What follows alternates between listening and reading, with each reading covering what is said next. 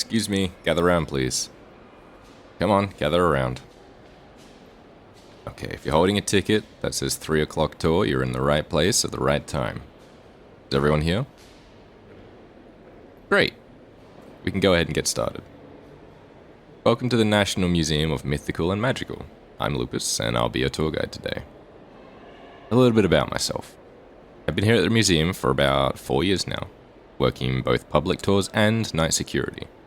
I think it's safe to say I know this place better than anyone. My favorite animal is the bacanwa, my favorite color is dark blue, and my favorite smell is fear. I'm kidding about that last one, just making sure you're paying attention. Now, as we move through the museum, be sure to stay close so you can hear what I'm saying.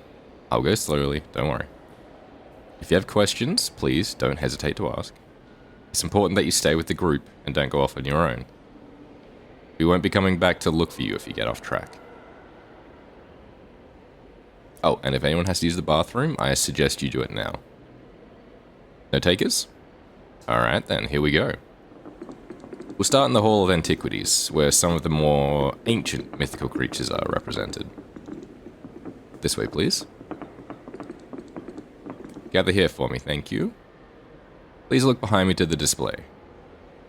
This is the famous Hydra, the 9-headed monster killed by Hercules as the second of his 12 labors. Does anyone know what made the Hydra special? You, go ahead. That's correct. Very good.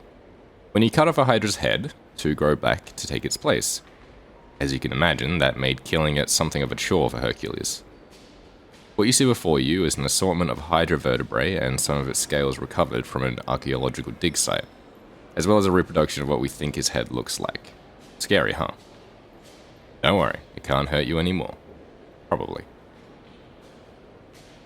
Alright, go ahead and get a good look before we move on to the next display. Be sure everyone gets a chance to see. You know, you do look slightly familiar to me. Have you taken my tour before? Ah, welcome back. I'm glad you liked it enough to do it again. You must be really into dead unicorns, huh? That was a joke. But still, welcome back. I love repeat guests. Makes me feel like I'm doing something right. Yep, I do both tours and security. Oh no, I love it. I wouldn't want to do anything else. Although, sometimes it feels like I practically live here. Anyway, time to move along. This way, please. Okay, stop here. Behind me is a diorama of Medusa, the famous Gorgon. Legend has it that she could turn people to stone just by looking at them. As you can see, her hair was made of venomous snakes. If you press the button here, you can see her eyes light up and hear the hissing sound she makes. Go ahead, give it a try. Very nice. Alright, let everyone take a look, please. Alright, on to the next. Come along, everyone. This display is dedicated to the famous cyclops. Does anyone know what made the cyclops special? You, in the back. That's right. It only had one eye. It is believed that an entire race of cyclops once lived far from civilization. These creatures were very large and somewhat violent, as you can see in this display here. See how he's standing like this and holding a club? We don't know much about how they lived, but based on what we gathered from historic documents, we think we can piece together a general idea. Go ahead and check out the display. See if you can guess how the cyclopses spent their days. Does anyone have any questions before we go any further? The what? Oh. Oh, the skylight above us. Yeah, it's impressive, isn't it? It was specifically designed to maximize the moon. I mean, the sunlight. The more natural light gets in, the lower the energy bill is for this place. And as you can imagine, the bills can be quite high. Now, does anyone have any questions about the Cyclops? Or anything we've seen so far? Okay, good. Let's move on. We can make our way into the next gallery. Follow me and please stay close. Please stop over here, just in this corner, right here. Very good. Gather around. Now, look up. What you see above you is a reconstructed skeleton of a griffin. Griffins were creatures that had legs and the body of a lion, and the wings and head of an eagle. This skeleton was found during a dig in Egypt, and it was remarkably preserved. The researchers managed to restore it almost completely, so you can get an idea of just how massive these creatures were. Could you imagine something like that flying over you? Possibly hunting you? Trying to make a meal out of you? Scary, right? I know. It's a good thing griffins aren't around anymore, huh? Any questions? Again, you can read the display descriptions every time we stop if you'd like more information. Also, if you want even more knowledge of mythical creatures, you can check out some of the many resources in our gifts shop. There are some great books there about everything you'll see today, with a lot more detail. I highly recommend investing in a book or two before you go. Alright, onwards. Come this way, please, everyone. Oh, on the exits, you mean? That flower is called Wolfsbane. Well, it's pretty for one thing, but mostly it's there to keep trouble from getting out. I mean in. Keep trouble from getting in. Some of these displays and artifacts still carry residue energy, you know. Almost like magic in some cases. So the museum has a variety of security measures in place to protect what's here. Understand? Good. Speaking of that, good segue, by the way. Over here is something I need you to be careful with. Come on, line up, right here. All together. That's it. Okay, stand still for me. Please keep your hands down at your sides. Don't worry, I think you'll like this. Since you're on the tour, I get to show you some extra things that most people don't get to see. This is one of those things. Here we go. What I'm holding right now is an actual unicorn's horn. Yes, really. This one's from a European unicorn that lived in Bavaria. Does anyone know anything about unicorns they'd like to share? Yep, healing properties, that's right. Very true, you're correct. Yes, narwhal horns are sold as unicorn horns to unsuspecting people a lot back in the day. It was a pretty common scam, actually. But of course, narwhal horns don't have any of the magical properties that a unicorn horn does. Now, I'm going to let each of you touch the horn. But first, some instructions. You put one hand and a very light brush on the horn with your fingertips. Do not grab the horn, do not use two hands, and do not move from your spot. This is an extremely delicate artifact, so please use care and a light touch. Do you understand? Good. Each of you put out one hand, and I'll work my way down the line. That's it. Very good, very good. Nice. Good job. No, don't do that. I said don't try to grab it. I was very clear. I said don't.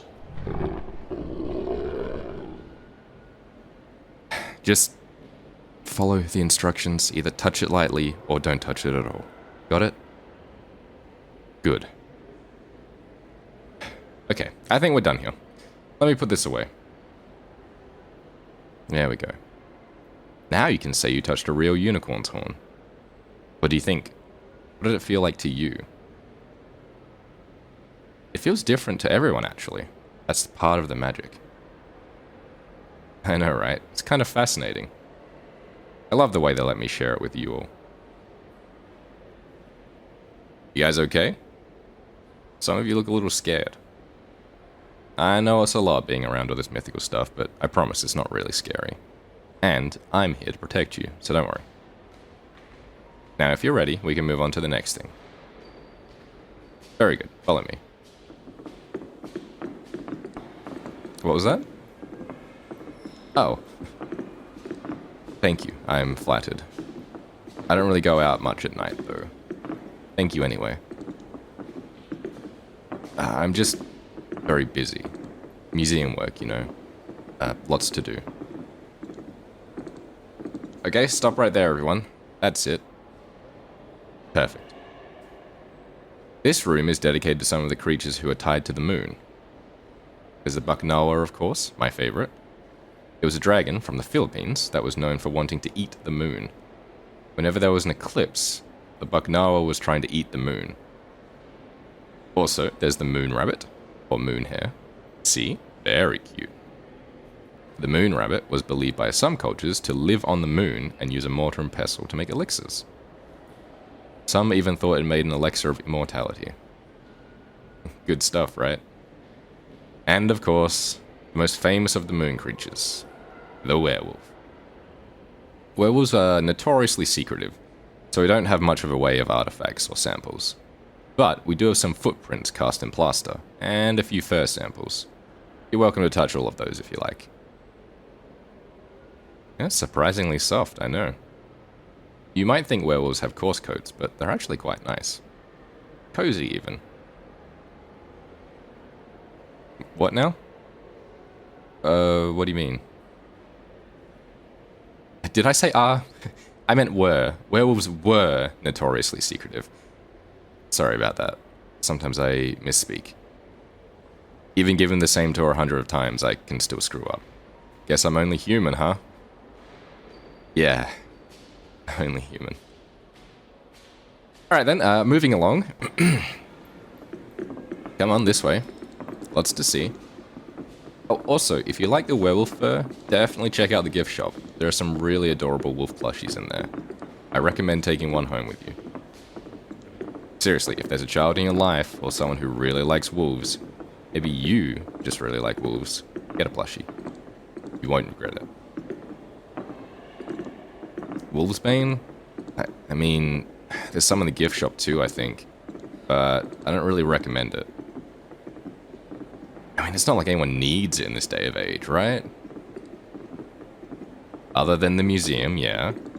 Of course the museum needs it, to protect all those great artifacts. But regular people?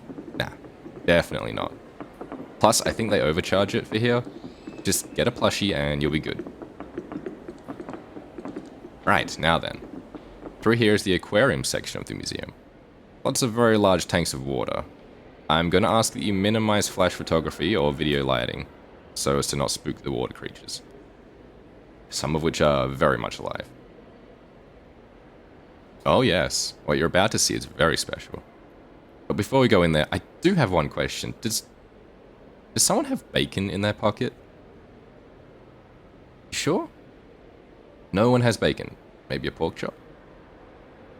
Huh, that's strange. I could have sworn. Okay, well, I guess we can go forward then. A few more quick instructions. Please don't touch the glass. Definitely don't tap the glass. And if the mermaids blow bubbles at you, that doesn't mean they actually like you. If anything, they're making fun of you. Oh, and when we get to the siren area, I'll give you earplugs. Do not go through without them. Let's just say it would be the last thing you ever do. Okay, who's ready for fish? I know, I'm hungry. Get it? Whatever. Come on, everyone. We've got lots of the tour left to go.